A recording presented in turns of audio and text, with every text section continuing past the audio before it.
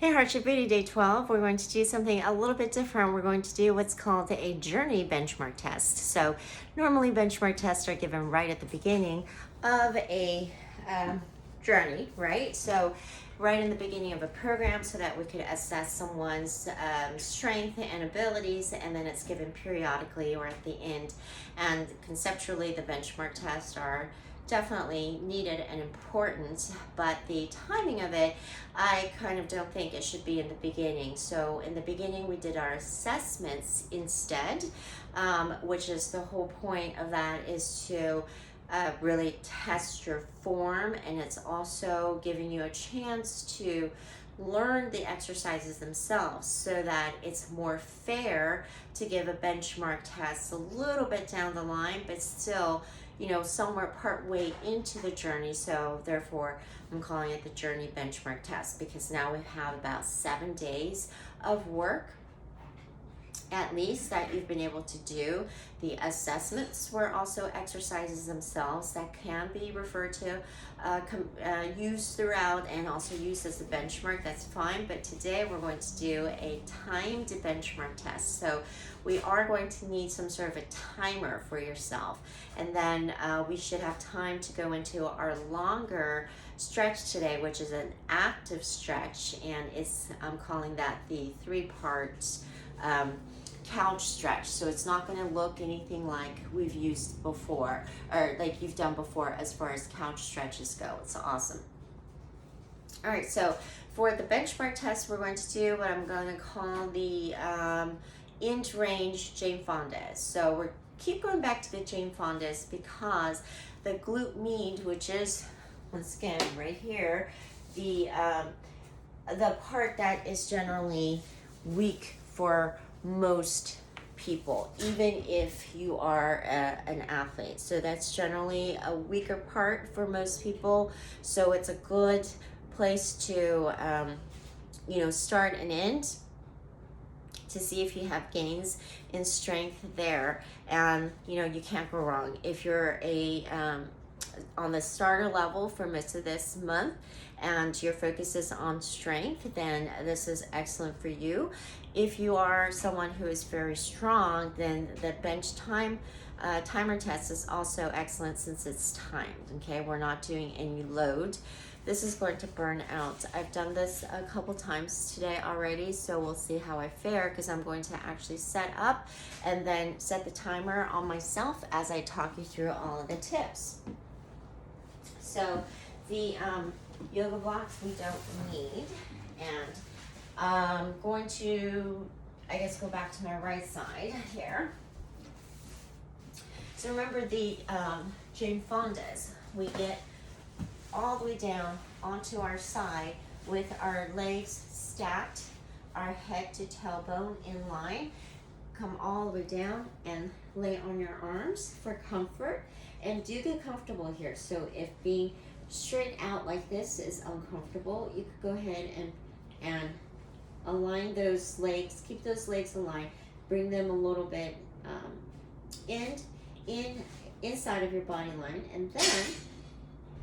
and let your top leg down for a bit, let your bottom leg relax, okay, before we start setting up. So your setup here is going to be where, oh, this is going to be so horrendous. All right.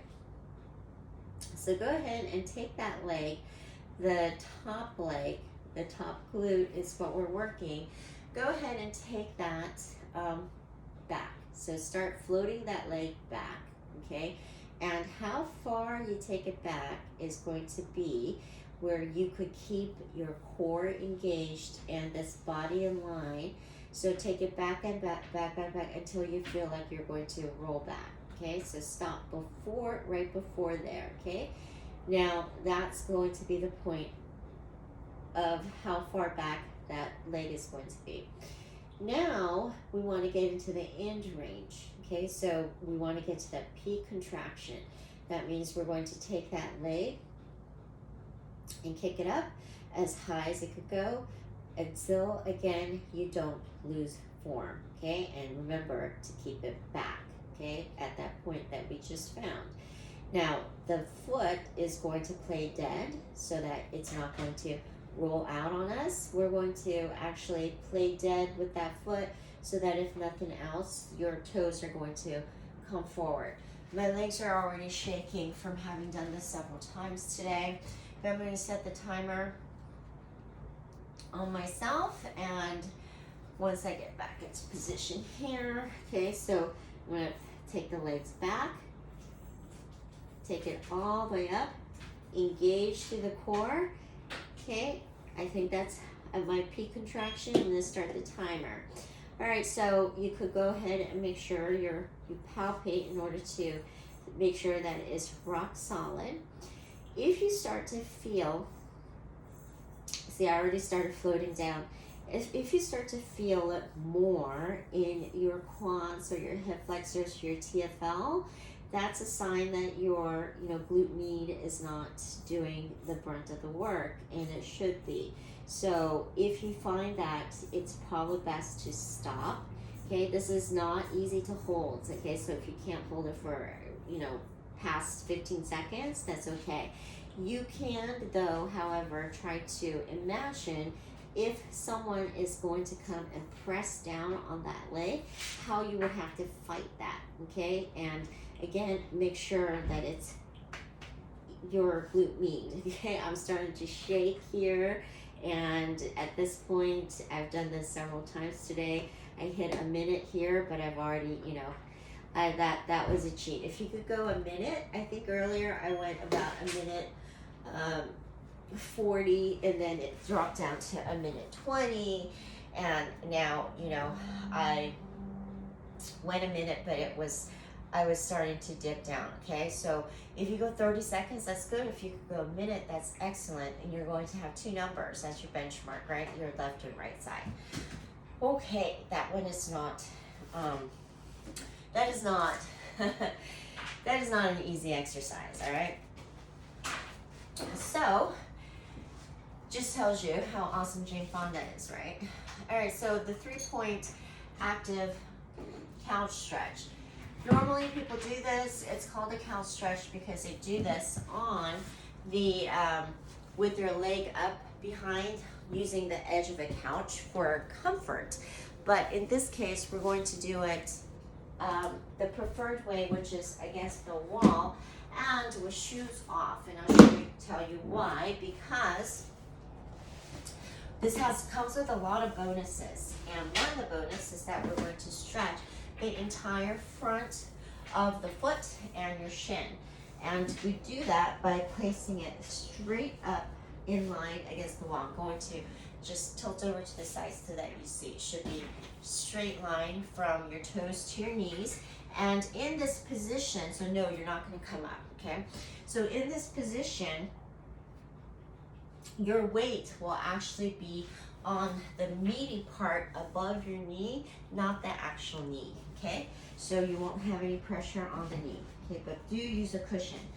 So from here, don't be tempted to sink down and be like stretching the hip flexor, okay?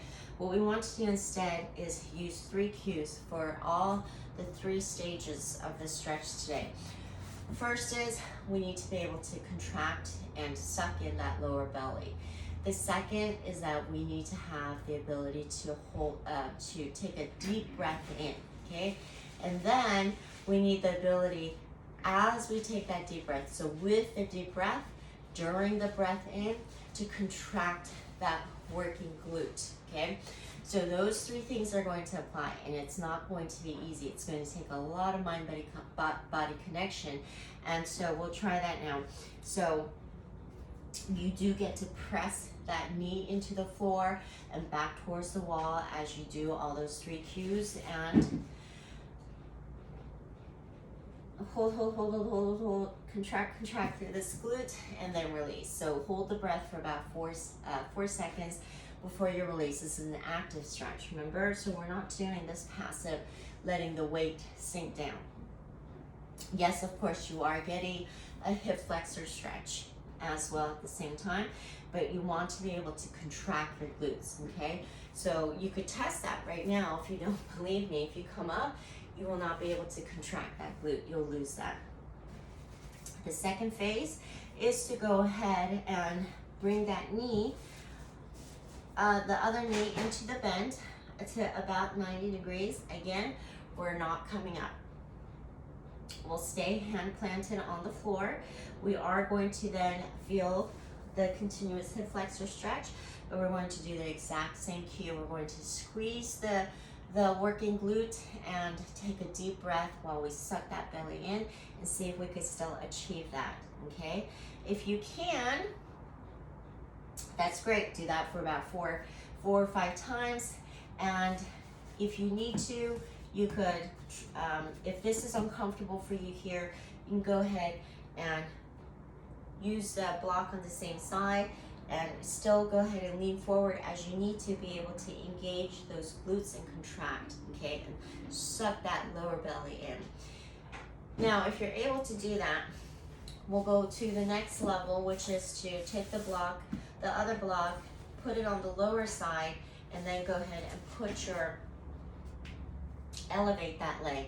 Again, we're not coming back up here. We're going to do this exact same thing.